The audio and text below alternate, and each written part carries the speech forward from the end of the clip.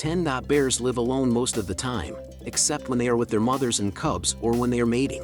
Black bears are solitary animals that only get together for a short time to mate.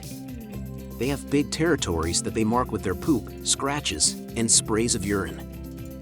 Trackers and hunters use trees called bear trees to figure out where a black bear lives. They will scratch, bite, and rub the bark and branches of certain trees to scare away people. Bears may gather in places with a lot of food, like oak forests, berry patches, or farm fields. When there are lots of good food sources over a large area, bears tend to get along better than usual.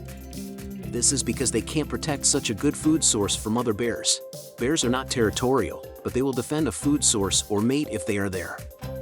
They don't patrol or protect a certain area from other bears coming in. Bears have their own space, but different animals often live in each other's space at different times. 11. Black bears don't usually stay in one place. Home range is the name for a bear's living area that has food, water, and enough cover.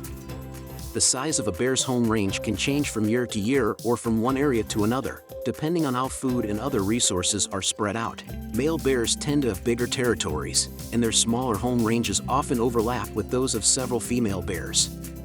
When the cubs are less than a year old and not as mobile, the females with cubs will have smaller home ranges. Black bears usually move around and don't stay in the same place for long, unless there's a good reason for them to, like a food source they can count on. If they know they can get an easy meal there, they will go back. When it's time to hibernate, black bears don't always go back to the same place, and their dens aren't very big for how big they are. Also, bear dens are usually only a few degrees warmer than the ground, so the bear's fat and fur are its main defense against the cold. 12. Are black bears keen for social? Bears talk to each other by setting up a hierarchy or pecking order when they are in the same place at the same time. It's not always a bear's size that makes it dominant over another. The dominant bear, or alpha, is always in charge because of how it acts. Bears show who is boss by making their opponent feel afraid. Bears usually don't fight with each other unless they have to.